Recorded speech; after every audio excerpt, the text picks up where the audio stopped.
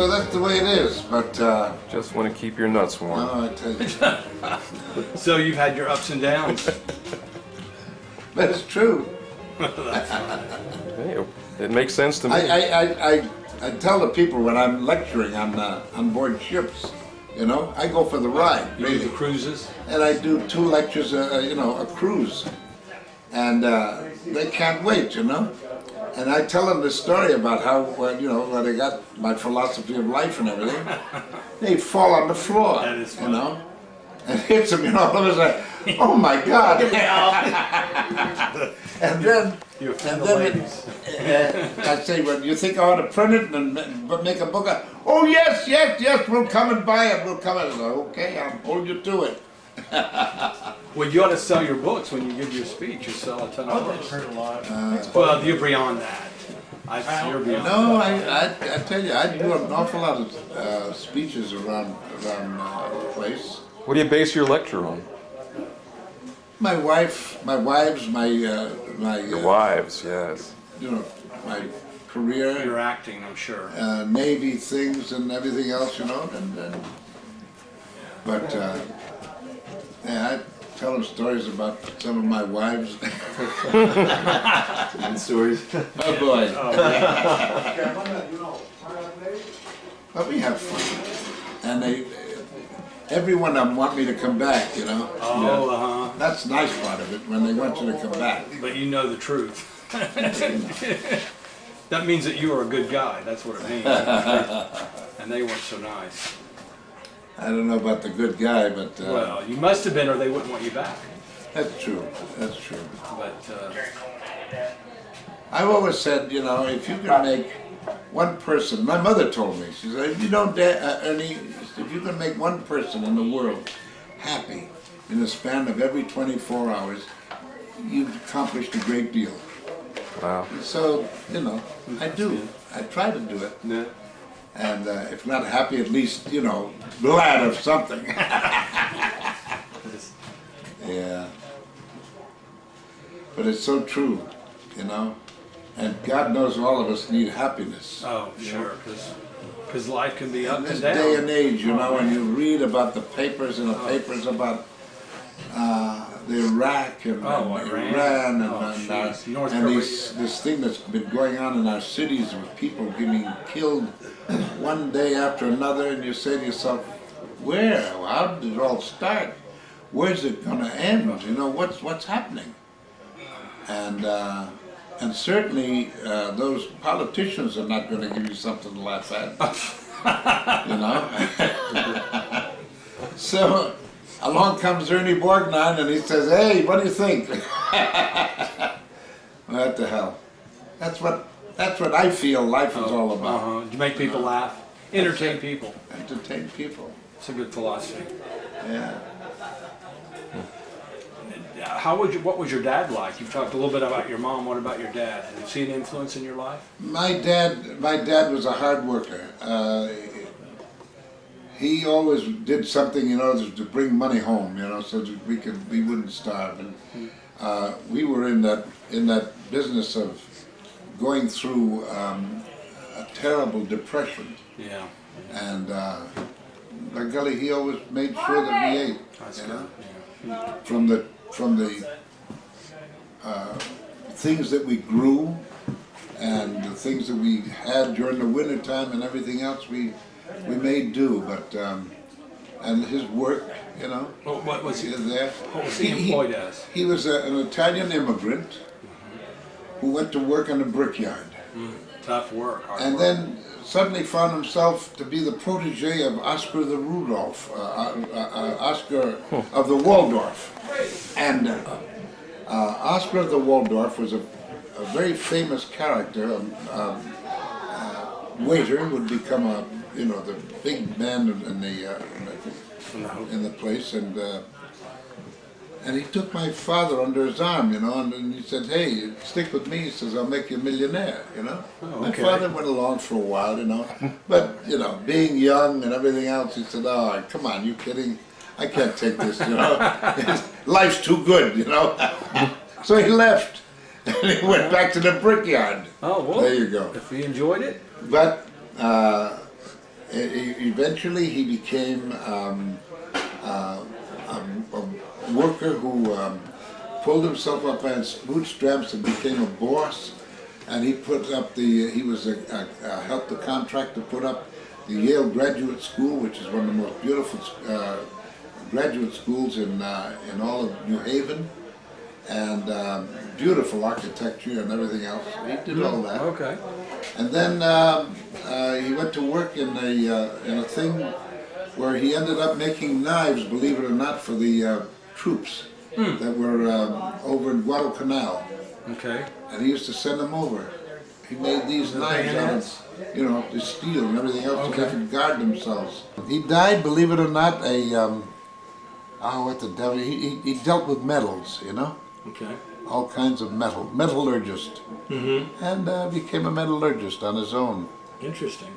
And retired. And my mother died quite young, so he never remarried and everything else, but he was quite proud of me, I bet. Oh, so he got to see your success. Oh, yeah. Oh, yeah. yeah. She never did, but he did. I'm sorry. And he said, guess what, Ernie? He said, all those guys that said, when I won the Academy Award, he said, all those fellas that used to say, wait a minute, why don't you tell them to get a job and settle down, They're the first ones through the door saying, we knew he could make it, we knew he could make it.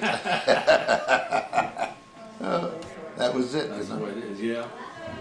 But he was quite proud. I'm sure. And I have a sister who is 8 years younger than me. Okay. So that makes her 82. Okay. And we get on the telephone, just laugh. We'd laugh. Because we're laughing, Oh, you're laughing. And we love it. Do you have any children? Yeah, sure, I got 3. 3 children? Yeah, I got Are they 2 girls and a boy. Are they in show business? No, my son is now working as a producer, director, gopher, everything you can imagine, But he's making a big thing about this great big roller that they have on the north shore of Hawaii, and surfing. Oh, surfing. Okay. Yeah. Okay. He's making a surf movie. Yeah, surf okay. movie. Besides surfing himself. Oh, he's a surfer. Okay. So that's his life right now. But he's done everything. He helped Mel Gibson become a multi-millionaire Jesus. by playing in his one of those that thing he did about Jesus Christ, Oh, Yeah. I know which one. That's very bloody. His movies are so bloody. I don't Yeah, like it because yeah. they're too flat. And this last one too. It's just. I I've didn't heard see it- the last I one. hear it's just really bloody. Really. I don't like bloody movies. Violence. And all that. And I have a daughter one daughter who's married, has 3 children, and lives in Minnesota. The other daughter still never married. She's the oldest one of them all. And every now and then I get, oh, Dad. Oh. You get one of those calls? Dad. Help me. Okay. So there you go. There's my Well, family. that's what dads are for. Yeah. Right, good for She you. worked a long time before Marty. Oh, God, yeah. Yeah, I started out in theater, actually. Doing theater down at a place called the Barter Theater of Virginia. And I went down there just, as an actor. The hell I know about acting? Nothing. But I went down, yeah, I'm an actor, what the heck? So they said, oh, that'll give you a job. We'll put you to work at $15 a week, and all you can eat, furnish your own food, furnish your own clothes, but I went. So I stayed with it because I felt that, hey, maybe something would open up for me. But I got started building scenery, lighting scenery, and washing scenery. I did everything. That's why you have an appreciation of the crew. Yeah, and that's right, because I did all that. And then at night I go down and watch the actors work, in the theater, and I decide for myself what I liked and what I didn't like, Oh, okay. So you picked out. I became my own critic, Oh, okay. And one day they pointed out to me and they said, "Hey, You wanted to be an actor, didn't you? I said, yeah. Sit down. Oh, thank you. I said, yeah. So I said, all right, we got a part for you. I said, where's my sides? No sides. You don't have any lines. Just cross the stage. You go from one stage right to stage left. What do I do? He said, well, you're a union leader in a thing called the State of the Union. And I said, okay. So I went out and got myself a derby, a big cigar, and a jacket and a vest. And I walked across the stage like I owned it, you know, like, hey, I'm the union leader, you know. And there was a woman critic in the audience. She said, the only one I believed in that whole show was the union leader who had nothing to say. That shows And the so attitude. they got interested. They said, all right, listen, you come on, we're gonna I thought you were in that little room over there. Went in there and so I that's spent what- too much that's time what in I there. So did. you got started. that room, the bedroom. Was this in Richmond, Virginia? No, it was down in Abingdon, Virginia. Okay. Abingdon. And then what happened? Where did you go from there? I stayed there 5 years. 5 years. 5 years, and that's where I really learned my profession the hard way. I did everything. I drove truck for an extra $5 a week, and I did everything. But I learned, you know. And when I came up to New York to go to work, I went up and they looked at me, and first job that they gave me, I was supposed to play a man in a steamboat who teaches Mark Twain how to become a pilot. Oh, okay. And so he said, oh, I want you to take this script home, he says, and read it and come back and read it for me in the morning. I said, I'll read it for you right now, sir. He said, no, you don't understand. I want you to take it home and read. I said, I'll read it right now. Jesus. All right, so he broke down. He said, okay. He said, take 5 minutes, go out in the fire escape and read it and come back. Yes, sir. 5 minutes I came back. I said, all right, we're ready. So I read it. And when we finished, he threw down the script. And I said, sir, what's the matter? What happened? He says, you gave me a whole new idea of how to play this thing. And he said, and you're going to be the man who teaches Mark Twain. Sure. Jesus. That was my first job. Good. That's how I got it. And that was television. Oh, that was Television. TV. Oh, okay. Yeah. Was that a series program or just a special? No, it was like what do you call it? What the devil? You know, these old half-hour shows that they used to do, or hour shows. You know. It was live. There Was used it to be live craft. TV? Wasn't that the craft theater? Craft theater. Oh, it was craft? All the craft, and I did Playhouse 90? Playhouse 90. We did them all. Hallmark We did Hall of them all. Fame started then, too. Hallmark Hall of Fame. Oh, yeah. Yeah. This, Yeah, but I made no hallmarks until years later when I played the sergeant in All Quiet in the Western Quiet in Front. the Western Oh, I love Front. that. I love that. Oh, that's brilliant. I loved him from Here to Eternity. That made me a tough guy. Him. Tough guy, yeah. Yeah, you beat. I became a rebel around Was that he because of beat him. Frank Sinatra to a pulp, didn't he? Didn't He you? was so mean. He was Yeah. just a mean guy.